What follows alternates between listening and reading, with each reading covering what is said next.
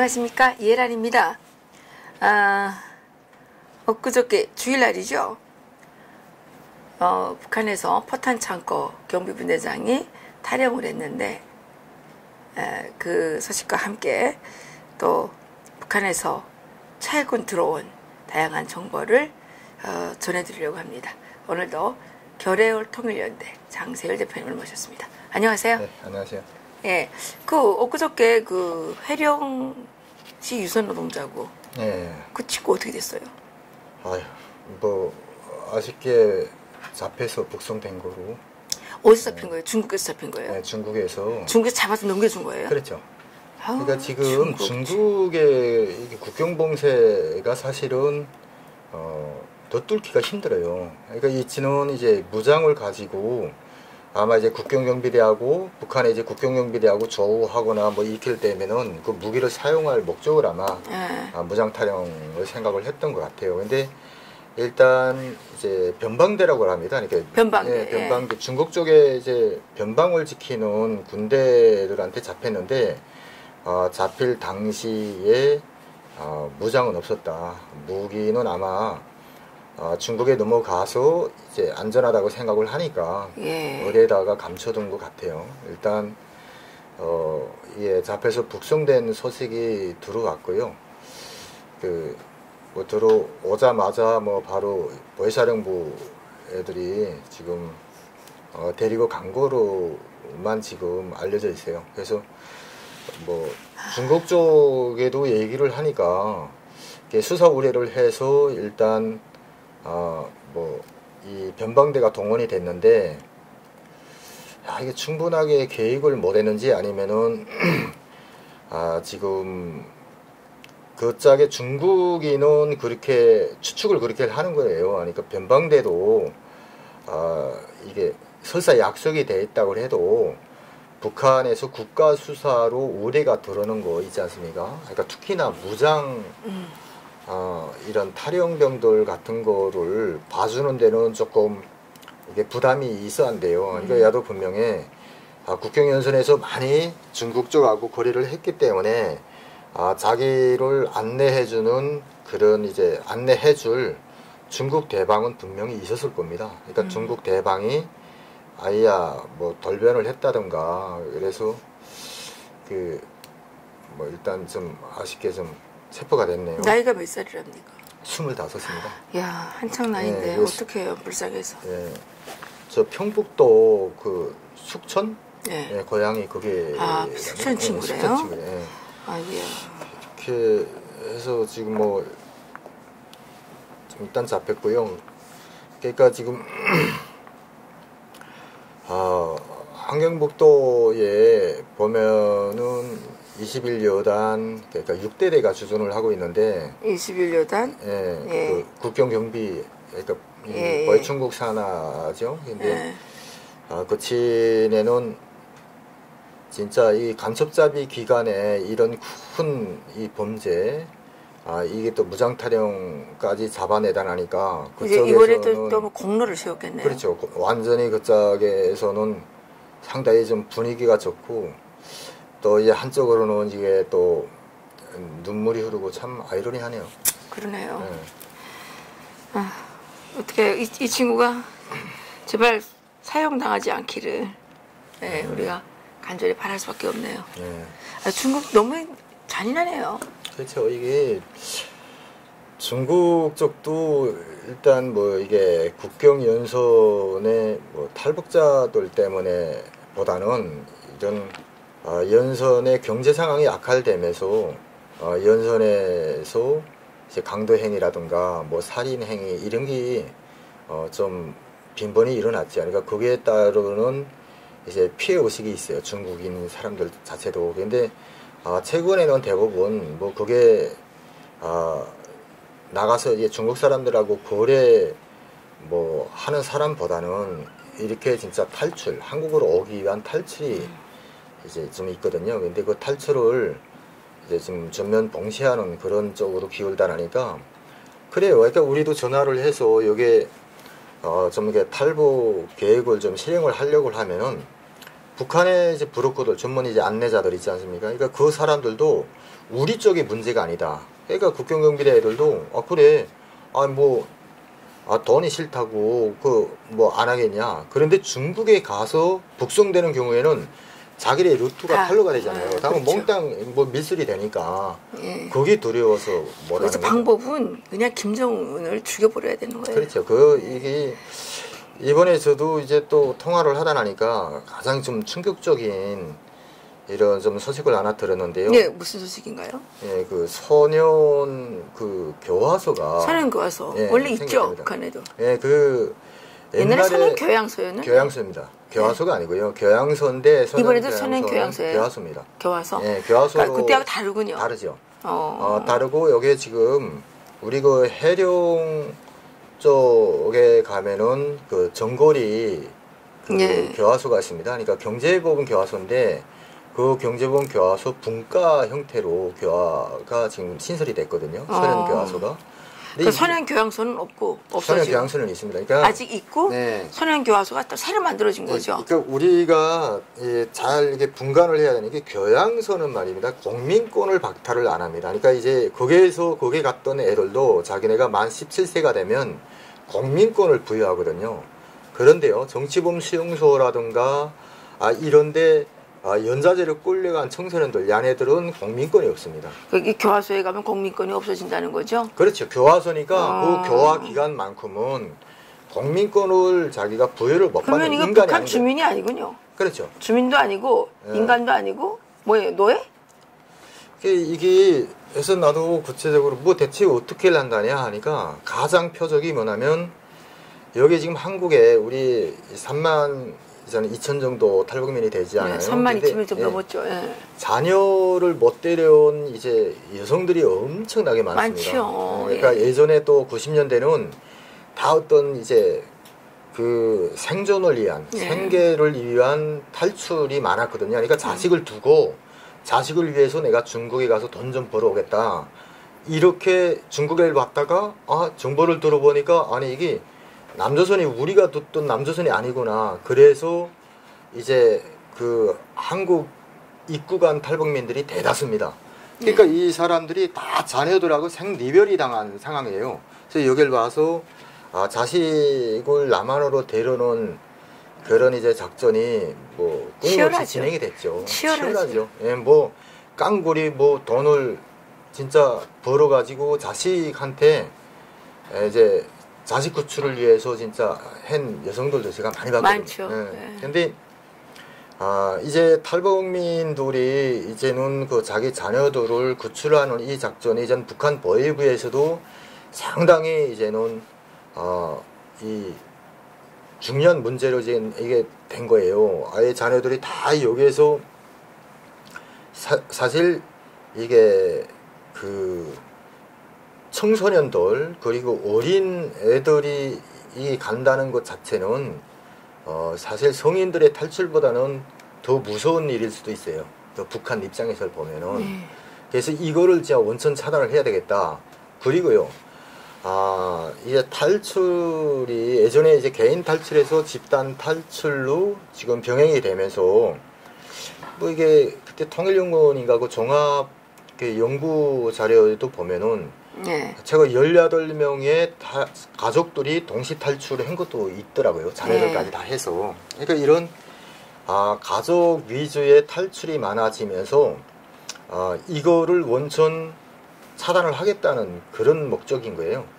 뭐냐면 예전에는 이제 내가 만약 내 아들을 데리고 탈출을 했다가 중국에서 잡히지 않습니까? 난 북송돼서 이게 부모들은 뭐 정치범이나 이제 뭐 간혹 경제범이나 해서 이제 법적 제재를 받는 거예요.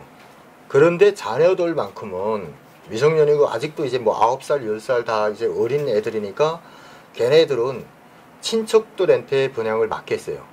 그 입양시키는 식으로. 자, 너희가 맡겠냐 하면은 고모가 있거나 무슨 삼촌이 있거나 뭐 외편에 있으면은 그쪽으로 해서 다 맡았거든요. 그래서 저도 예전에 북한에서 이제 정보 활동을 하다가 체포돼서 이제 희생단 사람들, 자녀들 같은 경우도 그러니까 일단은 같이 탈출을 이제 했다가 들어간 분들도 있는데 자녀들이 다 자기 거주지에서 또 이렇게 사회로 다시다 이게 복원이 돼서 학교 생활도 이렇게 했었거든요. 근데 이제는 그런 게 없다는 거예요. 그러니까 옛날에 그 탈북하게 되면 집단관리소를 보내던 그거를 다시 지금 하는 거군요. 그렇죠. 그걸 재원을 하는데 예전에는 부모하고 같이 수용소 갔었거든요. 근데 이제는 부모하고 별개로 소년 교화소를 운영을 한다는 거예요. 그러니까 이거를 이제 학교들에 배포를 한 거예요. 지금의 뭐 남조선에 이제 뭐 어머니 아버지가 있는 자녀들한테는 특히 그 사람들에게는 주의를 계속 주는 거예요. 그 누가 설사 와서 이 어머니가 찾는다 아버지가 찾는다고 그래도 움직이지 마라. 너희가 만약 그게 이제 잘못 움직여서 이제 이 남조선으로 이제 유인되다가 잡히면은 본인한테 이런 결함이 있기 때문에 본인을 교화소에 간다. 그러니까 아이들한테도 완전히 이제 이 국도의 공포를 주는 겁니다. 그러니까 부모들도요.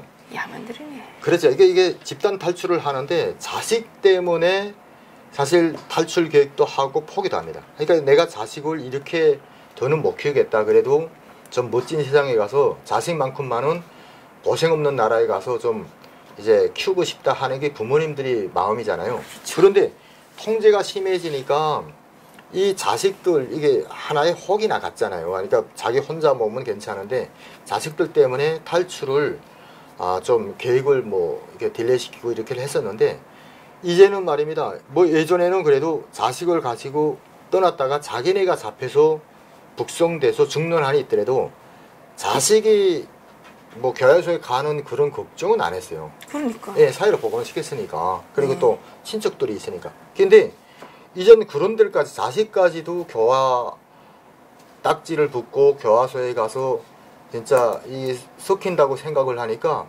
더군다나 이게 탈북에 대해서는 정말 두려운 거예요. 그러니까 이게 탈북을 원천 차단을 하고 그리고 또 여기에 탈북민 자녀들 이게 부모 찾아서 못 가게 하자는데 기본 목적이 있는 것 같아요. 이번 교화소가. 그래서 뭐 언제 생겼냐고 하니까 이게 비공개로 진행이 되세요. 방침은 작년도 2017년 10월에 떨어졌다네요. 2017년 10월. 10월에 떨어졌고 그리고 실행은 지금 올해 2018년 연초부터 지금 시작이 됐다는데 예전에는 이게 솔직히 사회적 분위기도 그렇고요. 이게 참 연좌제도의 안에가 많이 좀 이렇게 완화를 시켰댔어요. 그러니까 우리 탈북민 자녀들도 그짝에 지금 친척들 그리고 뭐 이게 본갓집에서 이게 분양하는 게 많잖아요. 지금 키우는 게. 근데